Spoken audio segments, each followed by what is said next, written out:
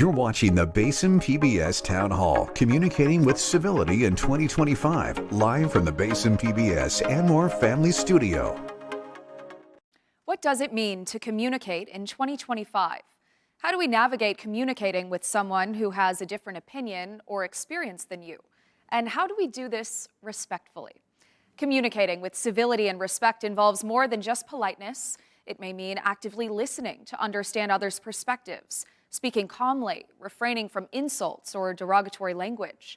We need to build common ground and foster productive dialogue, even when our opinions differ. It's also important to be mindful of body language and to use inclusive language. I'm Mary Kate Hamilton, and I'm honored to be hosting tonight's program, Communicating with Civility in 2025, right here on Basin PBS. We're coming to you live from the Anwar Family Studio. We're thrilled to have a small studio audience and have all of you, our Basin PBS supporters, watching at home on Channel 13 or 36. Tonight, we'll have an honest conversation with leaders from our community on how we can improve communication within our own community. As we all know, it starts with us. Tonight, I'd like to introduce our panel: Christine Foreman, Denise Norman, Reverend and Dr. Don Weeks, Pastor Steve Shore, and Reverend Steve Brooks. We've got a lot of conversation to have here tonight, but before we do so, I want to give the audience an idea of who you each are. So if you all can go around and just tell me a little bit about yourselves, what you do, and your purpose here tonight. Christine, we'll start with you. Great. So I'm a lifelong Midlander, a wife, a mother of three, a community advocate, an education advocate, and I was recently elected to the Board of Trustees for Midland College. Denise? My name is Denise Norman. I'm originally from Monahans, Texas. I've been in Midland for 10 years now. My husband brought me here. I work in oil and gas. I've been doing that for 12 years. I have two sons, and I do a lot of volunteering in the community, and I'm very grateful to be here today. Thanks, Denise. Dawn? Hi, I'm Dawn Weeks, and I'm in my 12th year of serving as a pastor at Connection Christian Church in Odessa. Along with my husband, Joe, we have two grown kids, and I love this community and hope for us to continue to grow together in finding common ground. Steve? I'm Steve Shore, and I am married to Kathy for 39 years, and we have two grown children and 5 grandchildren. And I am pastor at First Presbyterian Church and have been there for 21 years now. And our other Steve. Yeah. Steve Brooks, been in Midland 2 different stints for 10 years, about 10 years total. My wife's name is Elena, and we have 6 children. 2 of them are still at home with us, and I am one of the pastors at First Methodist Church right here in Midland. Great. All right, thanks again, everyone, for being here tonight. I'm so excited that we have such a panel with diverse opinions, thoughts, and experience levels, too. Let's get right into it. So having convictions and a strong belief system is important, and it has been throughout history. It's not a bad thing to have a strong moral compass. But as our world becomes increasingly divided, how can we each stay strong in our convictions while maintaining civility? Dawn, I'm going to start with you. Okay, Mary Kate. To me, I think to say we're the most divided we've ever been or becoming more divided is maybe something we should push back against a little bit. The world has had a lot of divisions in history. Our country has gone through a civil war, through the Vietnam era, through civil rights struggles. So I think we need to understand that division happens when important things are at stake. Mm-hmm. And for me, I think the critical issue right now is misinformation or disinformation, that we seem to be operating with different sets of facts or assumptions. And that's a divide that perhaps is newer because of the technology age that we're in. So for my own approach is about making sure that we are getting information that is solid, and then we can have a conversation with shared information. And I think that's a piece that we're sometimes missing, even particularly in our community. Mm-hmm. I love that perspective of, well, really when you take a wider look at history throughout time, again, Everyone has always had strong convictions, but things have also been divided before. This is not unprecedented. Steve, can you speak to that? Well, one of the things I really appreciate what you shared, because like the way I approach any of these issues is from the perspective of my faith and from the perspective of Scripture. And if you think we're having a hard time getting along, just talk about the Jews and the Gentiles getting along in the early church and how they came from just radically different perspectives and understanding in life. And so as they figured out how they were to follow Jesus, they had to figure out how to treat each other as Jesus would ask them to treat them. And so I agree, like 100%. It's not unprecedented what we are going through, but it's very important that we work through it, for sure. And even more so, the topic of this town hall being civility. Lots of people could have different definitions of that. So I want to ask, what does civility mean to you? Christine? Sure. So civility, when you look at the definition, is really about respect and being able to have a conversation without diving into derogatory remarks or taking a person instead of an issue. When you're talking about being civil, you want to focus on the issue because if you're focusing on tearing down a person, then it obviously can become really challenging. So civility to me just means being respectful, but also being willing to, if you're not being treated with respect in return, you can draw a boundary. And that sometimes is civility in itself. That's good. That's good. Really good. Yeah, I'd like to build on that. When you're not met with civility, how do you respond? Either with civility or by setting boundaries. Steve? Well, let me back up. My favorite definition of civility comes from my seminary professor, whose name was Richard Mao, but he referred to it as uncommon decency.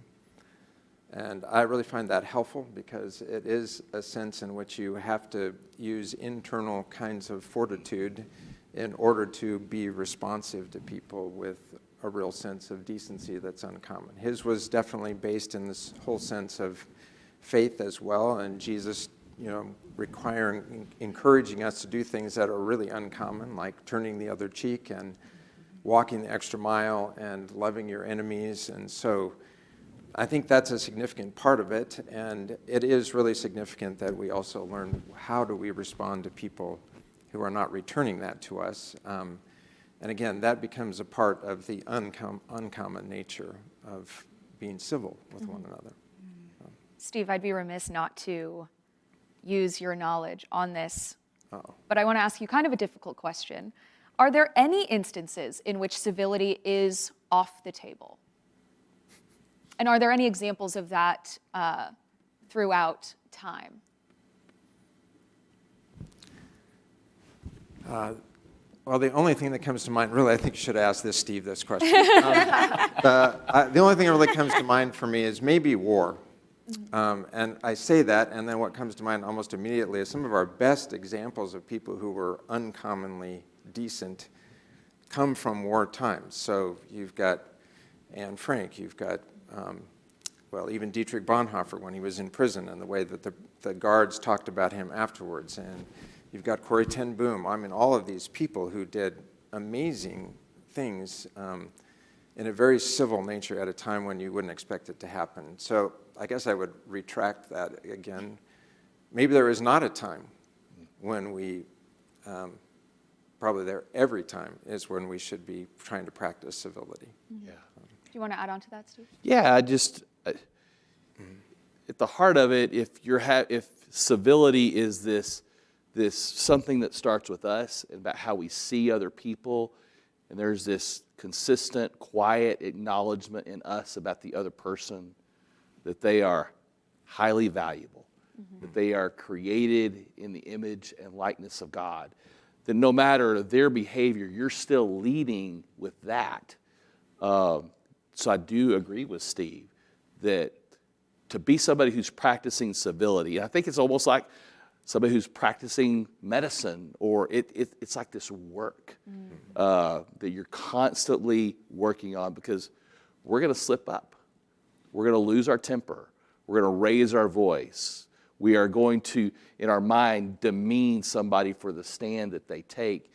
That, boy, there needs to be some quick acknowledgement in our own soul when we start to do that, right? So that we can hold this truth that they are valuable because of who they inherently are, created in God's image.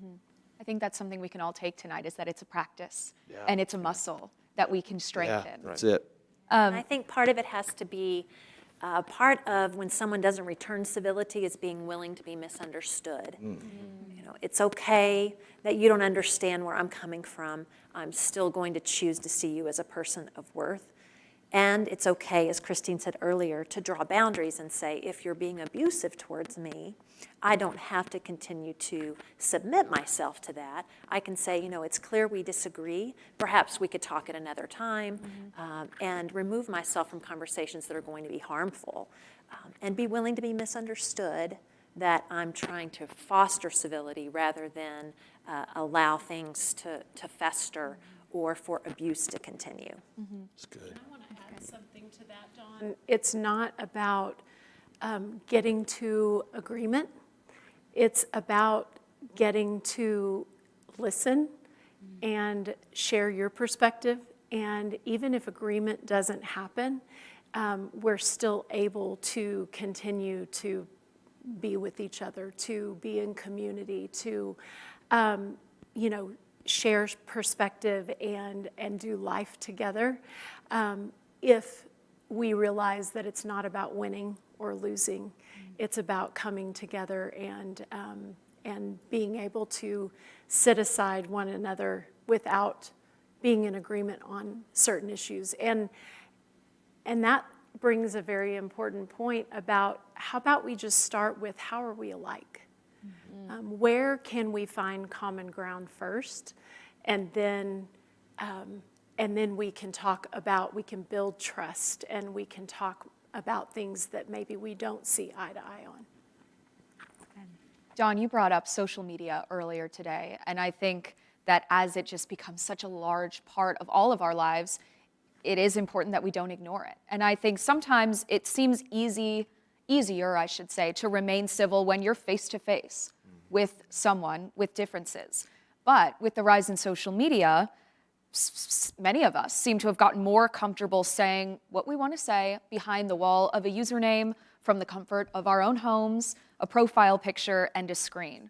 So how can we remind ourselves that there are humans on the other side of that, and become a little bit more civil, not only face-to-face, but also online? Denise?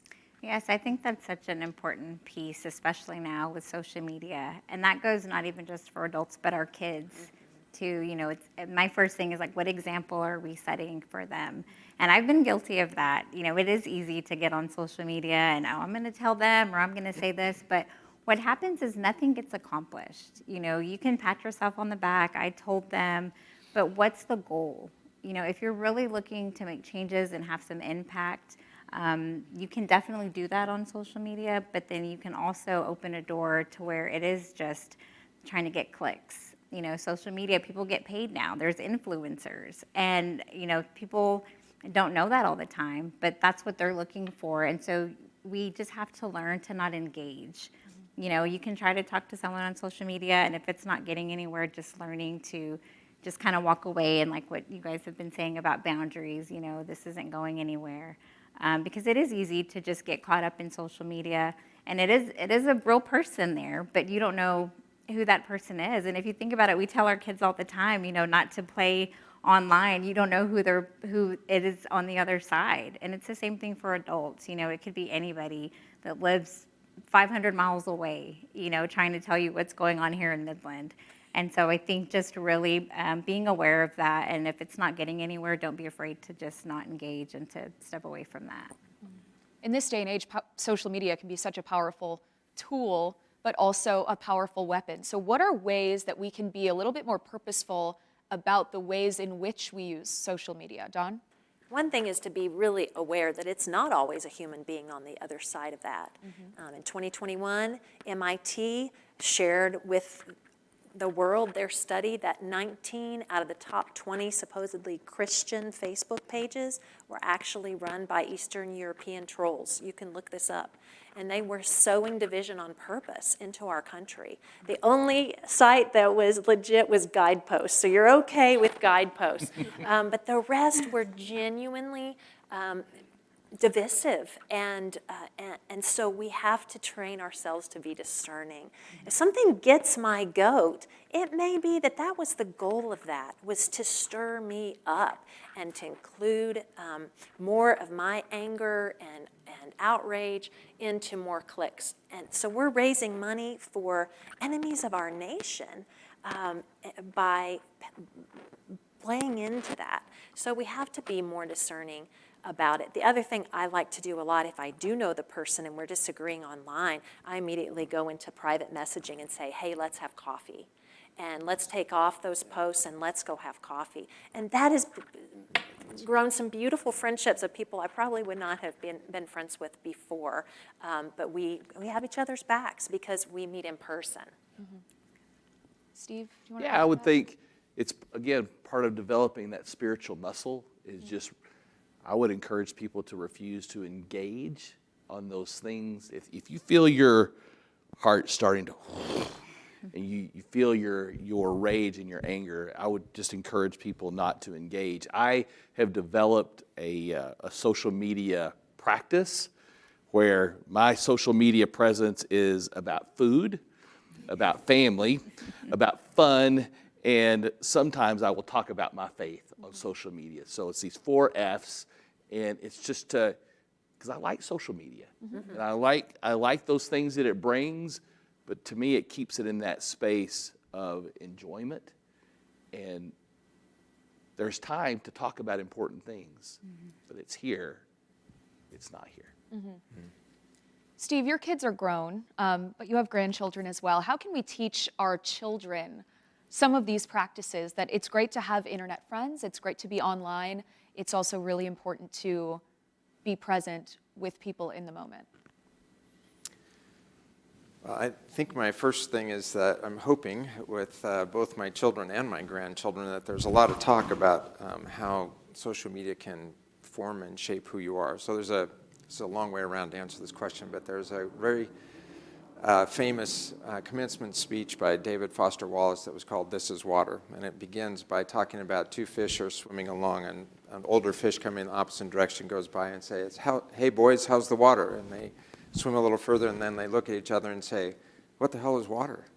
And he goes on to talk about some of the most obvious, important realities of our lives are the ones that are the hardest to see and the hardest to talk about. So I think for parents, for all of us that have influence, that to realize how habit forming this is, and that we have agency to be able to say yes and no to this. And so to be very aware that, our habits shape our lives more significantly than we think. I think there was a study done at Duke University, about 40% of our actions are not a product of our choices, but of our habits. So I think that that would be one suggestion in terms of hoping that parents and all that would actually take it really seriously about how habit forming this can be for our children.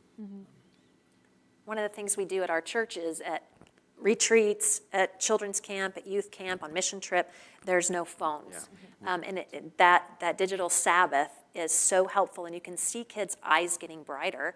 And then when we return the phones, we remind them and parents that you have control over this device, and it should never be in your bedroom at night, and things like that that are just good practices for young developing brains.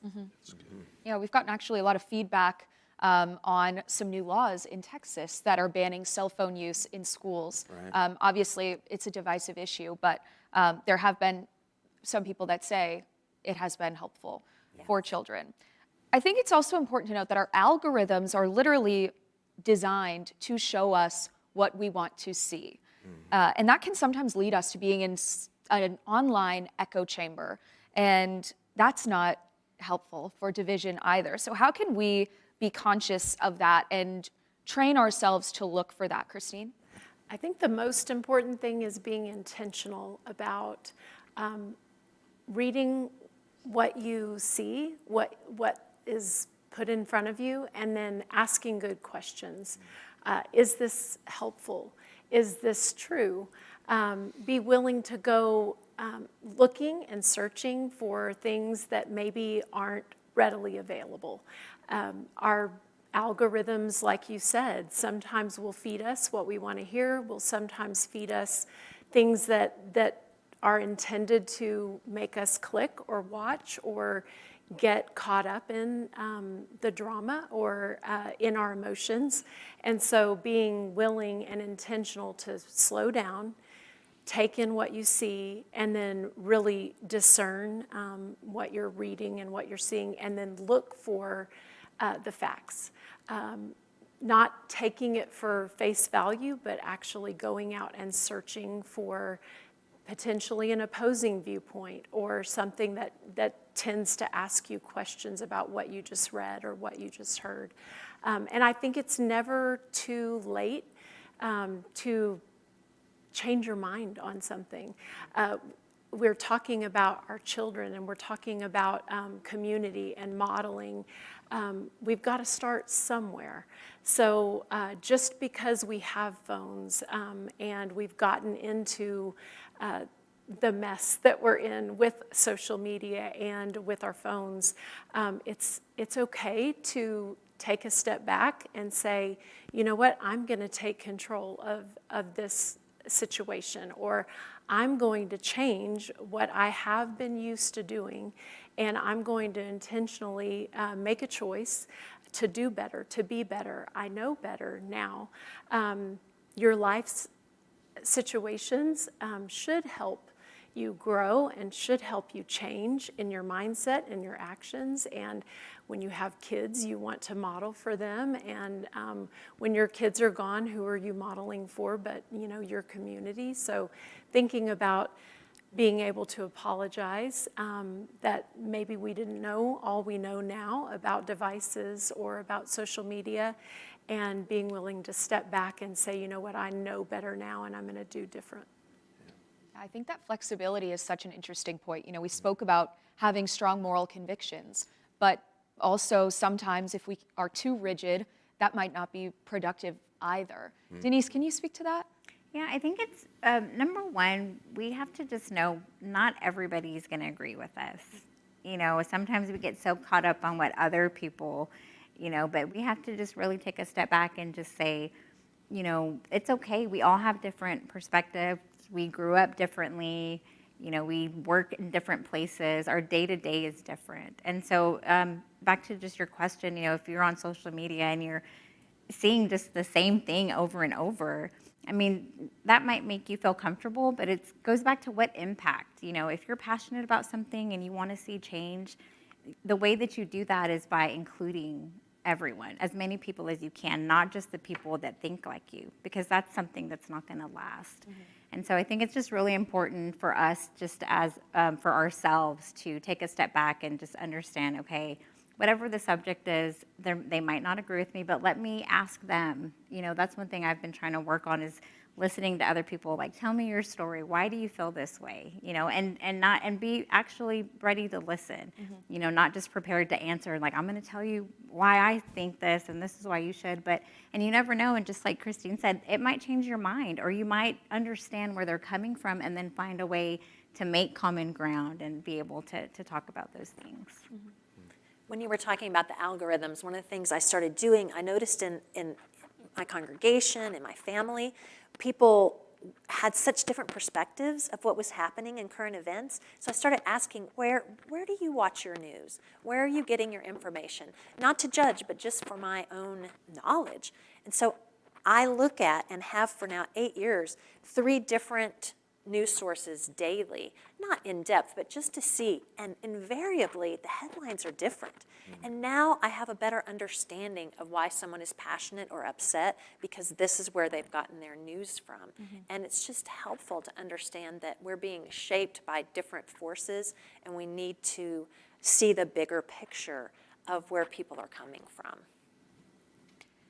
Before we go to a quick break, I do want to acknowledge that some of what we're talking about may be considered subjective. Society becoming less civil could be considered subjective. And arguments can be made that what's now being dubbed as political correctness, or even in some cases what some people may see as civility, was actually suffocating and limiting, and people were frustrated by that and remain frustrated by that. So how can we live in harmony while maintaining some of these differences? And, what are the differences, Steve? Wow.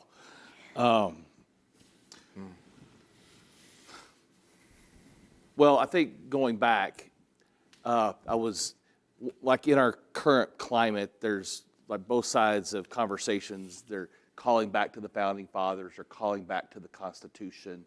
And to kind of rebut the fact that maybe civility is, kind of watering things down or whatever, people like George Washington and Thomas Jefferson and Benjamin Franklin, they were talking about civility back then too.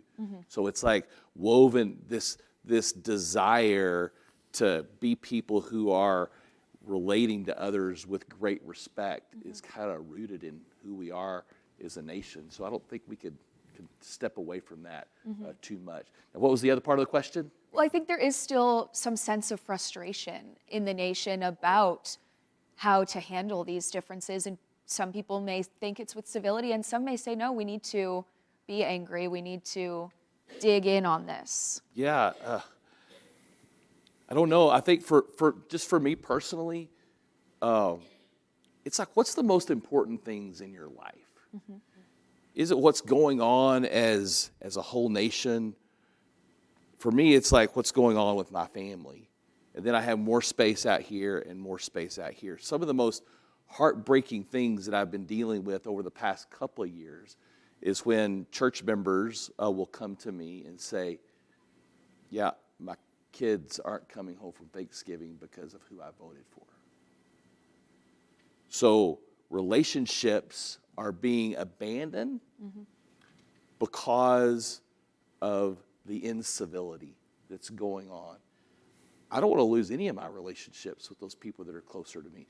So what am I willing to yield and to give way on for the sake of sparing and keeping my relationships safe and keeping them sound and secure? And so I do think that all that we've been talking about, social media, they ramp these issues up to these massive things when our day-to-day lives, who's the person right in front of you?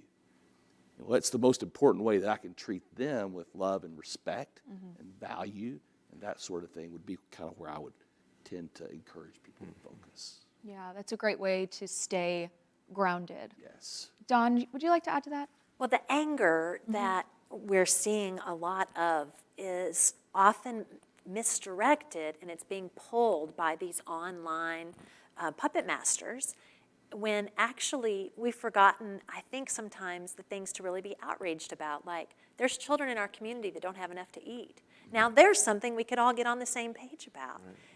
There are people being abused in their homes as we remember Domestic Violence Awareness Month. There's something we could all say, let's do something about that for our neighbor. So I think anger has a place, but when it's misdirected and driven by online puppet masters, that's when we've got to say, let's look at where our anger's going. Is it helping us or is it harming us? Steve? Yeah, thank you for saying that. I really appreciate it. I think the other thing that really helps with this is to actually engage with one another. That personal engagement gets us to a point we share a lot of common things that like we all care about what's going to happen to our kids, and we all care about those who are going hungry. And if all we're listening to is out there and we're never actually talking with another real human being, we forget that there's just people that share some of the same values that we do across the board. And I think the only other thing I would add to that is I just think it can be so incredibly helpful for those who are really good at civility. I think they're curious, and they're always looking at a way to find out, how is it that you've come to that conclusion? Why do you think that's important? And being curious can be one of the best ways that we can begin to recognize each other's differences and learn a little bit more about it. Well said. It's beautiful. We have a lot more to talk about, but we do need to take a short station break. Please stay with us because when we come back, we will continue our conversation on communicating with civility in 2025.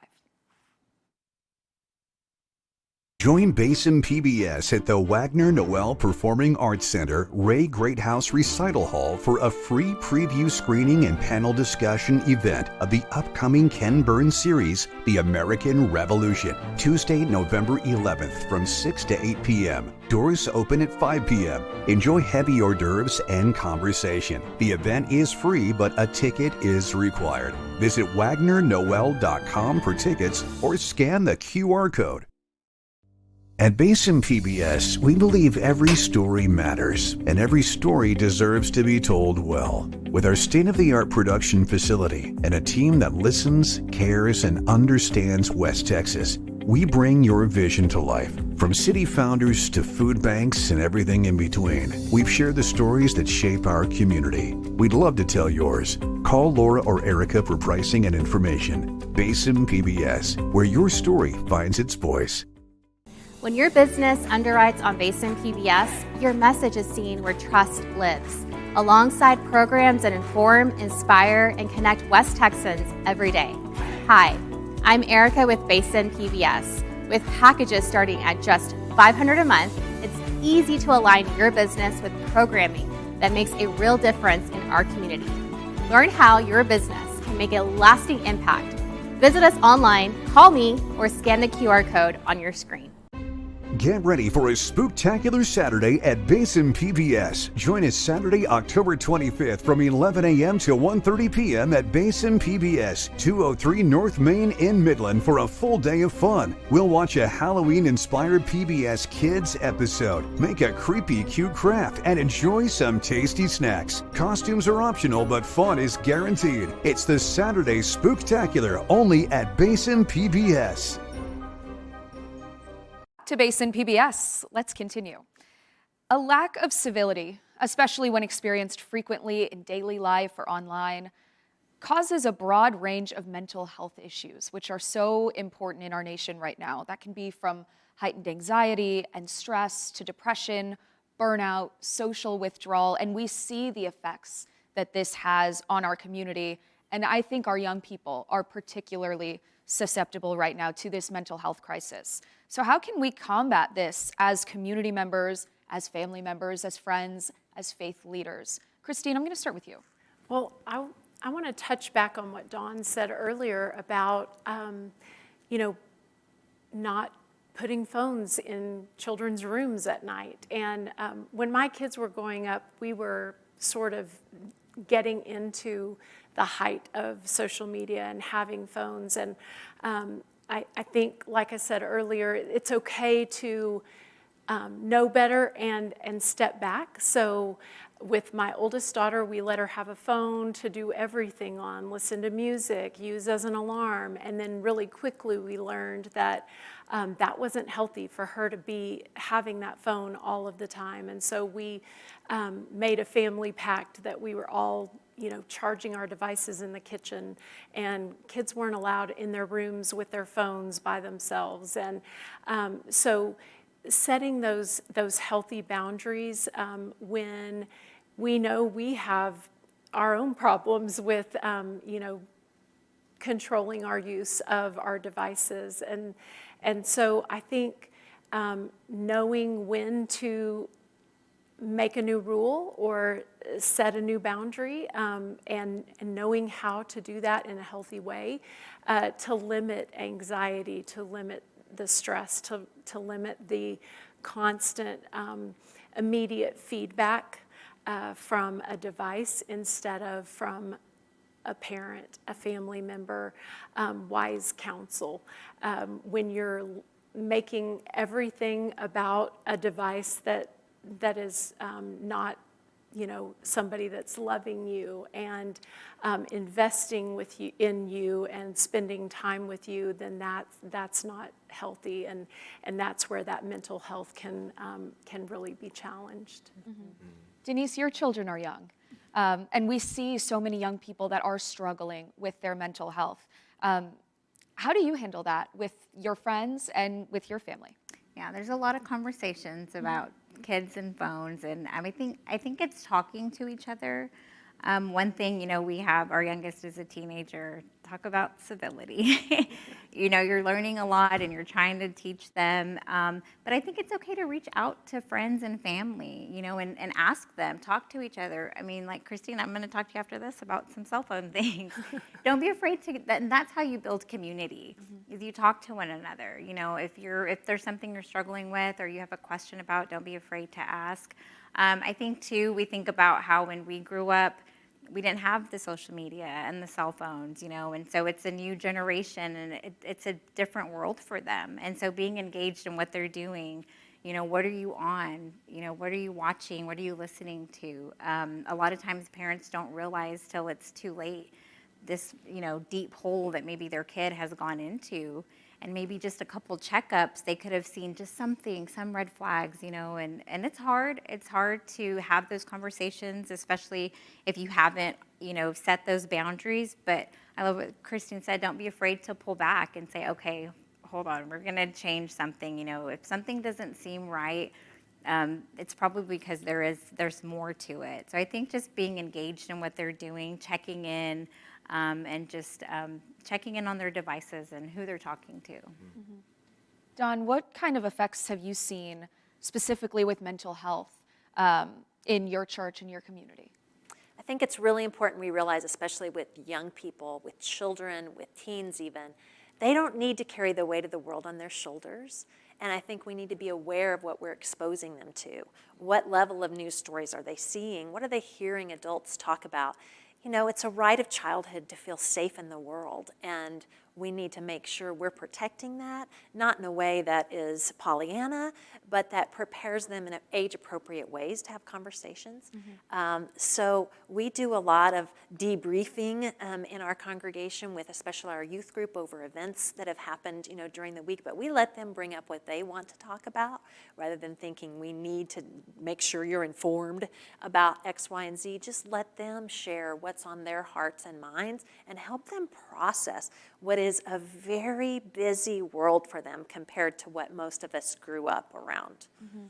I want to build on that because our young men are at particular risk right now as well. Men are 3.3 times more likely to die from causes like suicide, overdose, and alcohol-related illnesses, often called deaths of despair.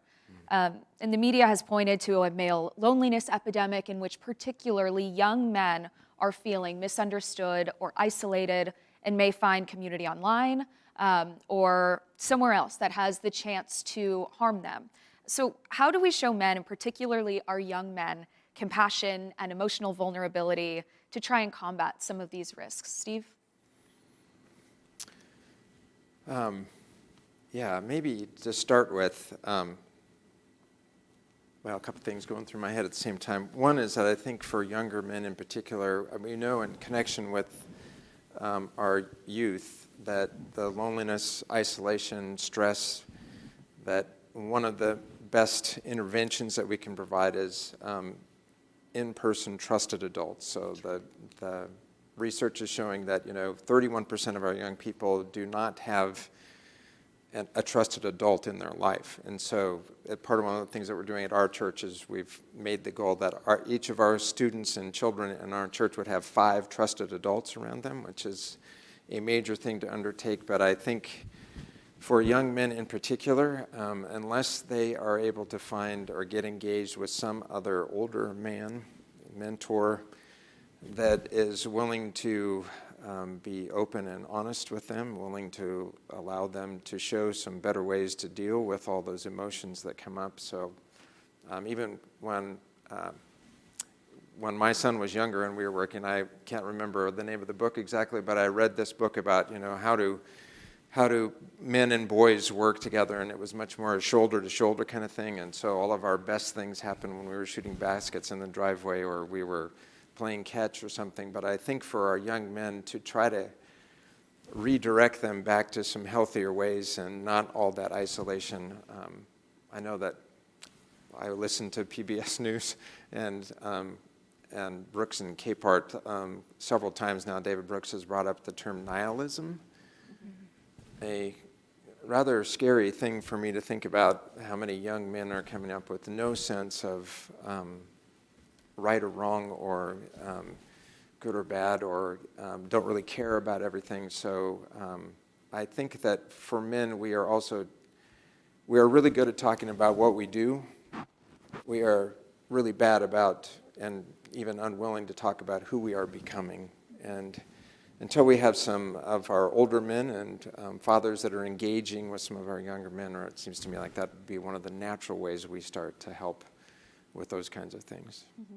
Steve, would you like to add? Yeah, so it's like if we're all in agreement that something with our phones and social media is creating what we hear, the most anxious, depressed, lonely, and isolated cohort in U.S. history, then there has to be it's going to be very hard for the person who's suffering that to put this down.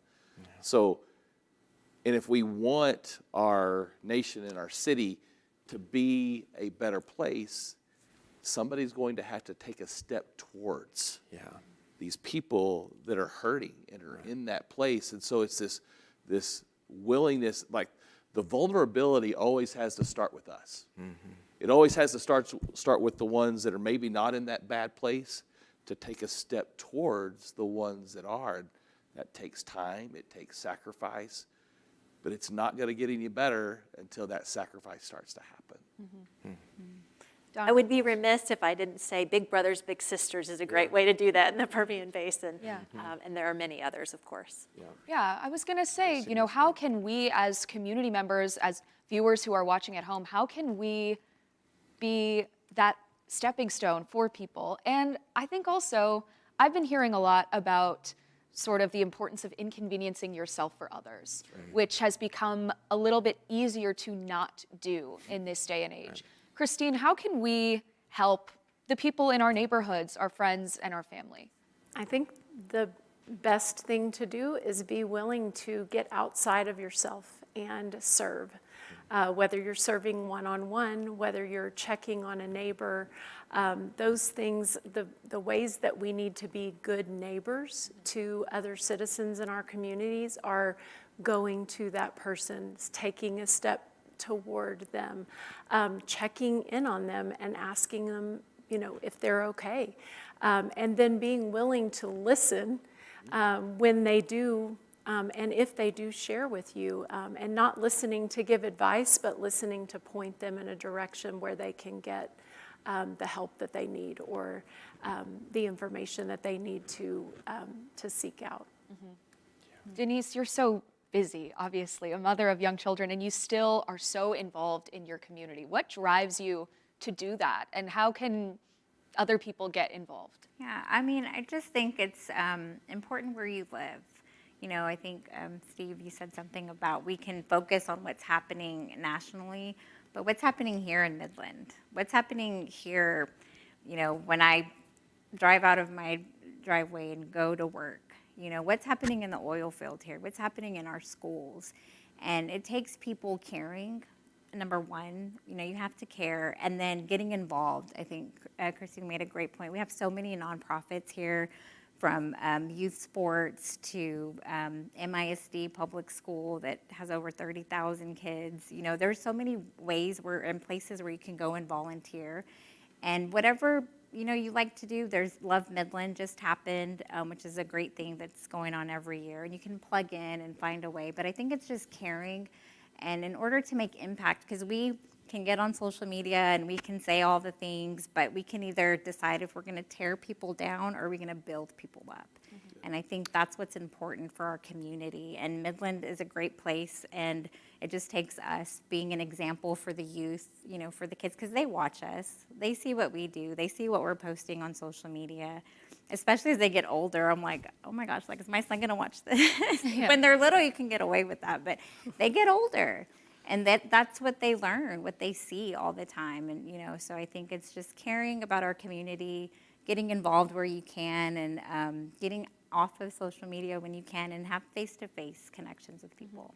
Dawn? It's better for everybody's mental health to serve your neighbor. And really what this conversation boils down to me, is do we see each other as enemies to defeat or neighbors to love and to serve? And choosing to be about serving your neighbor really takes care of a lot of the angst that we've been talking about. Outside of serving and outside of focusing on our own families and neighborhoods, something that unfortunately does take up lots of all of our time is work. A lot of Americans feel overworked and burnt out and underpaid right now. And we spend an average of 40 to 50 hours a week at work with our coworkers. And as we all know, sometimes it's easier to take out frustrations and differences out on the people you're around the most. Sometimes that may be your coworkers. What are some ways that we can better communicate at work, especially with coworkers that we may not agree with? And, you know, what does your body language and your tone, how does that affect the coworkers around you as well? Christine, I'm going to start with you. Well, I recently took a job where I am fully virtual with all of my colleagues. I'm the only one in Texas, and everyone else is around the rest of the U.S. So, very good question, because I've been learning as I go.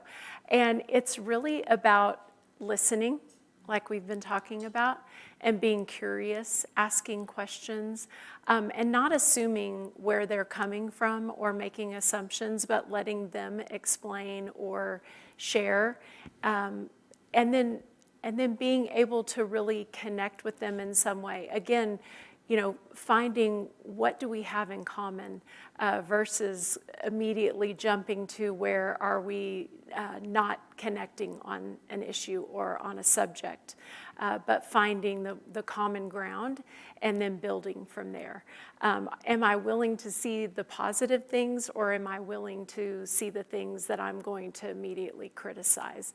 And I think that's where you can find common ground in the workplace, is if you're willing to do that. But you kind of have to, it starts with you, and you have to practice it.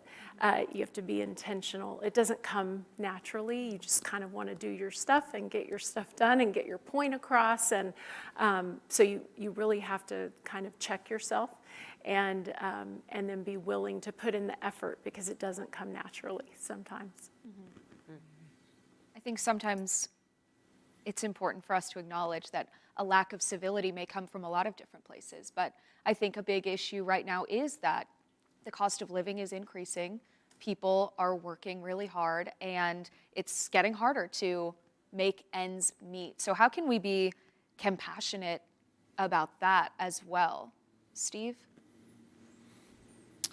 Yeah, well, I think everybody was sort of talking about some of this in one way or another, but there's that old saying, you know, hurt people hurt people. Mm-hmm. And we've all been hurt some way or another. We've all taken a hit from somebody that said something about us, or was suspicious of us, or something or another. So that tendency to allow that hurtful part of us to come out is one thing that we sort of have to, I'm going back to where I started, sort of we have to deal with our interior life. And I think that in the midst of all those different needs and fears around what we won't have enough of, we also are not good at resting, and so we don't have the capacity even to, you know, from a more, I don't know, solid, restful place to be able to respond to somebody well. And so all those things kind of come together in my mind. But I really liked what everybody was saying before about some of it is just being that intentional and trying to remain intentional about it. So, Dawn? Sometimes we have to think we don't know what a coworker is going through. We don't know what a neighbor is going through. We know so little. We only see what they want us to see. And so sometimes we can create that story in our minds of maybe this person's really having a hard time and they're taking it out on me, which is not okay, and we can draw boundaries about that, but we can also be compassionate to the best of our human ability. Mm-hmm. Yeah. I want to add something to that. You know, thinking personally from just my experience and my own personal growth, I'm conditioned from a young age to be very black and white. I was very very much wanted things to be right or wrong. And as I've grown and experienced life, I've learned that a lot of it is about truth, but also grace, and finding a balance between the two, because I know that I need grace, and so am I willing to not only give myself grace, but also to extend that to other people. That comes into play when you're talking about your faith as well. You know, there are things that are black and white, but when you're dealing with humanity, really grace is very important to kind of strive toward. Mm-hmm. Yeah. And I think you can speak truth in love. You know, that's what it's about. It's like with civility, is there respect? You know, and it goes back to, like you were saying, somebody might be having a bad day at work. I might be having a bad day at work, you know, and the way that someone comes at you, or, you know, if you go to someone else, could really trigger something. You know, you're just needing that one thing, and then you're going to social media, or you're upset, you know, and hurt people. There could be somebody that's hurt, and that love is what they need, you know, to feel maybe that's not what's happening. So I think just speaking truth with love is very important, and respecting one another. And that's something as a person you have to decide if that's the character that you want to have. Because we say we want to operate in integrity and respect, but actions speak louder than words. What are our actions? What do those look like? Mm-hmm. Yeah. Before we go here tonight, I would be remiss not to talk about faith with so many faith leaders here. So what does the Bible teach us about civility, tolerance, and compassion? And what does it teach us about disagreement? What happens when faith is the basis of a disagreement with another person? Let's get into some of these questions. Steve? Wow. So I was just thinking in that last part of the conversation, Jesus' little brother, James, he said this, everyone should take note. They should be quick to listen and slow to speak and slow to get angry. And wow, what a shift there would be if we all started to discipline ourselves to be that, because everybody's talking and not very many people are listening. And I wonder if the people who are struggling so much with their mental health, what it would be like if they felt regularly listened to, right? And so this whole conversation that we're having is just, it's bound up, as we said earlier. People are created in the image of God. Well, what is God like? And when God wanted his people to know what he was like, he said, I want you to know these 5 things. I'm compassionate, I'm gracious, I'm slow to anger, abounding in love, and faithful. That is what I am like, and that's what I want you to think about when you think of me. And so to lead as with our faith, which, you know, I think all of us around this table are, we got to lead with that character that it's been planted in us by God. And so we can't, whenever we're being pushed to the limit, and we all get pushed to the limit, and we want to lash out, it's like this restraint that God has the capacity through his grace to give us to continue to reflect his character so that people can feel heard and loved and valued and appreciated, even if we radically disagree about something. Mm-hmm. Dawn? Earlier I referenced that there are bad actors in the world that are actually trying to use Christian faith to say things that are not Christ-like. Just this week we learned that another foreign government has been geofencing evangelical churches in the United States. You can read about it in the Baptist Standard, to send ads to you when you're on your way to church, propaganda ads. So we have to teach our faith communities to be discerning about people who speak in God's name. And what I go back to is Galatians 5, the fruit of the Spirit. How do you know if something is of me? The fruit of the Spirit is love, joy, peace, patience, kindness, goodness, gentleness, self-control. If that's what it's about, that's faith. That's Christian faith. If it's not about that, then it's not. And we have to be discerning and speak the truth in love about that. Steve? I had one thing,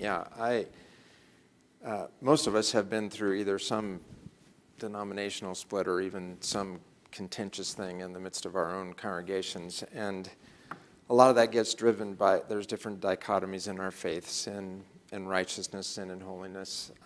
I wonder, though, especially with all that, totally agree with everything both of you just said about this, but I wonder if sometimes we forget or we don't give enough emphasis to the other dichotomy that's there, and that's fear and love, and how much of our incivility is driven by fear and anxiety and all of that. And from a faith perspective, and 1 John talks about, perfect love casts out fear. And I think if we recognize that God is love and we sort of start to lead with there's more to the story than just, who's right and who's wrong in all of this, and can we find a way back to the source of all love in the midst of this as a way to be talking about it. It also strikes me that the most often repeated command in Scripture is do not be afraid. And to begin to live into some of that might actually do more to bring civility than we think. So. Amen. Yes. Christine, how does faith lead you, and what does it teach you about disagreement and compassion? Well, I think first off, I have a very simple version of how I like to explain my faith, and it's really about the God-sized hole inside each one of us that is searching for that perfect love. And we're all born with that emptiness that is seeking inclusivity, that is seeking love, that is seeking acceptance. And the only one that can provide that for us is our Heavenly Father, or a faith greater than ourselves. And so whatever that is for you, for me, it's Jesus fills that hole. For someone else, it has to be something outside of yourself, something greater than you. And so when you're looking at civility and you're looking at your faith, we're not perfect. In fact, God created us human, and we have flaws. And so we have to be willing to be aware of those things and be willing to accept those things as things that we need to do better. We need to accept them, and we need to be intentional about growing. And those things are what I think as I lead with my faith, being willing to say, you know what, I'm not perfect and I never will be, but I will strive to do better today than I was yesterday. Dawn, quickly, I'm going to task you with something a little bit difficult, but if you could close us out tonight and talk about what we've learned and what we should take away from this evening. Well, we've learned that we're surrounded by great community leaders, that I'm so grateful to be on this panel with each of you. I think we've talked a lot about listening. We've talked about how important it is to be self-aware and to pay attention to our own interior lives so that we can bring peace and calm to a conversation. We've talked about discernment, about being aware where our information comes from, and about trying to find common ground, being curious, asking people questions, trying to understand where they're coming from, and occasionally drawing boundaries in a kind and firm way so that we are not in harm's way in our conversations with others. And I think we've talked a lot about hope, that there is a lot of hope. If we will serve our neighbors together, we can build better community. Thank you so much, and our sincere thanks to all of tonight's panelists, Christine Foreman, Denise Norman, Reverend and Dr. Don Weeks, Pastor Steve Shore, and Reverend Steve Brooks. I've learned so much from all of you tonight, and I hope our viewers did as well. We'd also like to thank our Basin PBS board and staff, along with the Elizabeth Reed Yeager family and the Anwar family, for their generous support of Basin PBS. We'd also, of course, like to thank you, our valued viewers. If you'd like to know more about our local programming or become a member of Basin PBS, please visit our website, basinpbs.org. Thank you so much for joining us tonight. I'm Mary Kate Hamilton. Good night.